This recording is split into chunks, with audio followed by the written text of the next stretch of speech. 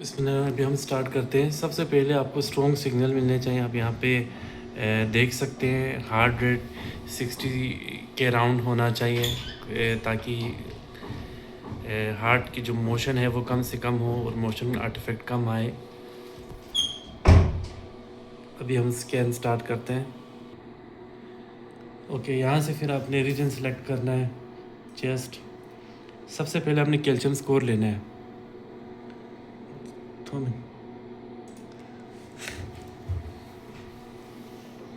बस जगह चाहिए।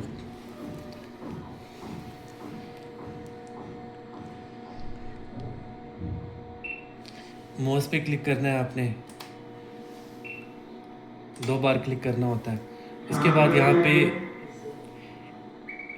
एपी स्केनोग्राम आएगा, स्किप कर दें, ज़्यादा अपने पेशेंट को रेडिएशन नहीं देनी। उसके बाद लेटरल स्केनोग्राम आएगा।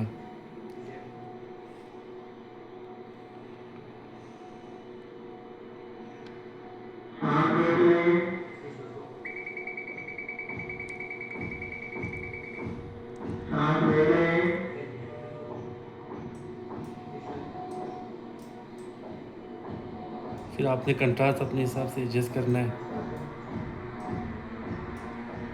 हार्ट को मुकम्मल कवर करना है, चारों तरफ से मुकम्मल तौर पर कवर करना। ये सेंट कैरिना तक कवर करे तो एनफ होता है।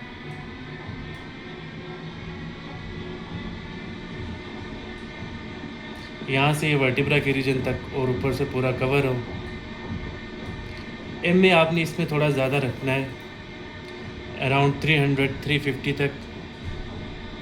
उसके बाद आपने कंफर्म करना है यहाँ से।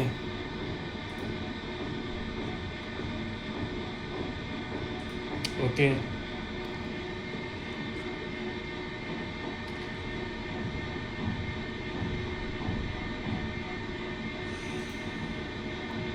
अब हमने ब्रेथ होल्ड चेक करना है। जितनी ये लाइन स्ट्रेट होगी इसका मतलब है ब्रेथ होल्ड अच्छा हुआ है। अगर ये लाइन स्ट्रेट ना हुई तो इसका मतलब है ब्रेथ होल्ड अच्छा नहीं हुआ है। देखिए इसमें ब्रेथ होल्ड अच्छा हो रहा है, स्ट्रेट लाइन है, बहुत अच्छा ब्रेथ होल्ड है। तो आपने इन सारी चीज़ों को देखना है। फिर आप यहाँ से स्टॉप कर सकते हैं।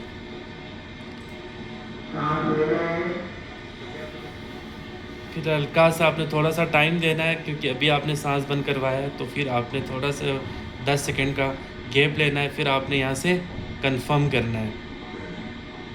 ये हार्ट रेट चल रहा है यहाँ पे, हार्ट रेट। उसके बाद आपने यहाँ से कंफर्म कर देना है। जब हार्ट रेट 65 तक हो तो फिर ब्रेथ होल्ड का अच्छा होना बहुत ज़रूरी होता है, वरना स्कैन ख़राब भी हो सकता है। तो अब तवज्जो रहनी चाहिए कि ब्रेथ होल्ड सही तरीके से परफॉर्म किया जाए। यहाँ से कीबोर्ड से आपने एक बार क्लिक करना है। अब कैल्शियम स्कोर हो रहा है, ये सेंडिंग एओर्टा।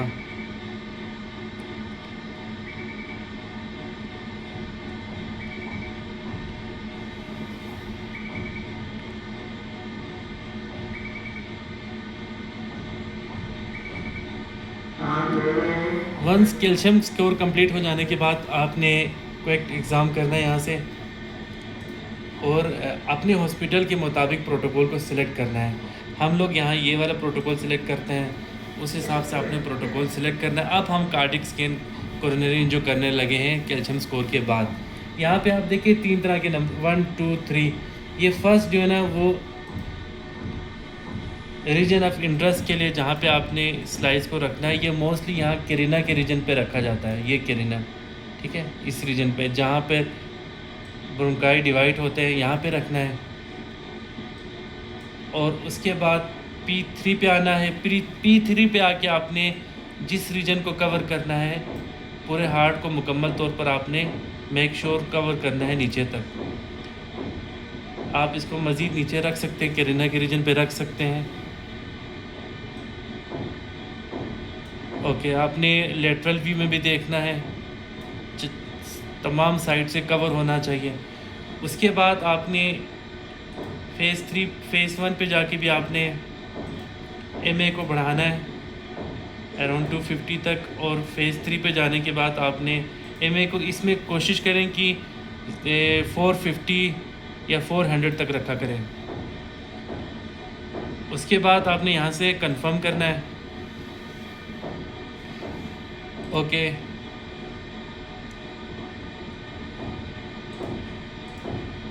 इसे 120 करना है, जिस तरह से प्रोटोकॉल सेट हो, कंफर्म करना है।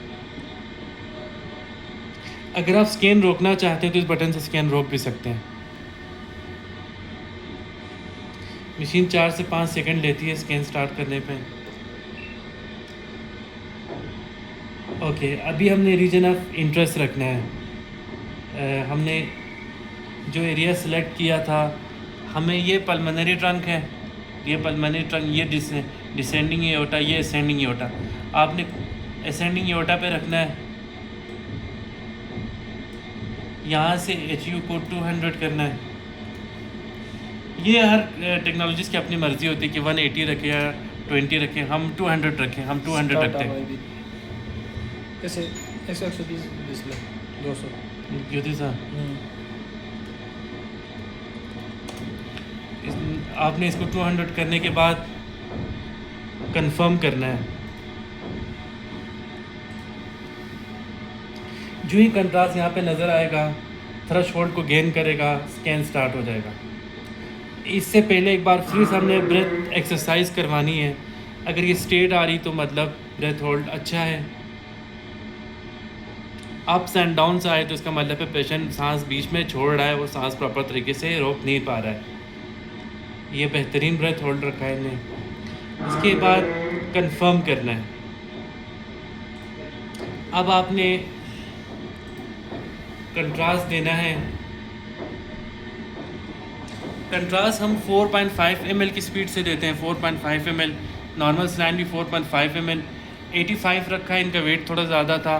नॉर्मल सलाइन हमने 40 रखा है। और हमने यहाँ से स्टार्ट कर देना है। ये कंट्रास्ट स्टार्ट हो गया और ये आपने यहाँ से क्लिक करना है।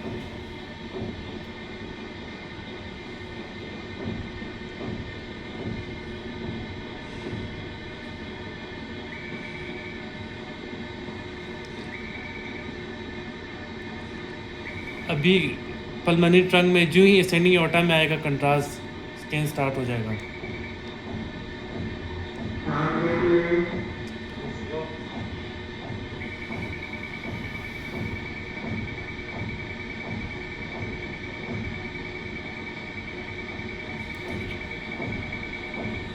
ये कोरोनरी एंजियो यहाँ पे मुकम्मल तौर पर कंप्लीट हो चुका है। अब आपने पेशेंट को देखना है, पेशेंट स्टेबल है, हार्ट रेट भी स्टेबल है। उसके बाद स्कैन पूरा कंप्लीट हो चुका है। स्टॉप रोटेशन करना है और करेक्ट एग्ज़ाम करेंगे। और न्यू पेशेंट, ये स्कैन अभी हमने जो किया था काफ़ी बेहतरीन आया है। देखिए फोकस में स्कैन ख़त्म हो चुका है। मैं आपको जो कुछ है इस टाइम कंट्रास्ट जो ना लेफ़्ट हार्ट में और लेफ़्ट वेंट्रिकल और लेफ़्ट एट्रियम में है और असेंडिंग एओर्टा के अंदर है। ठीक है,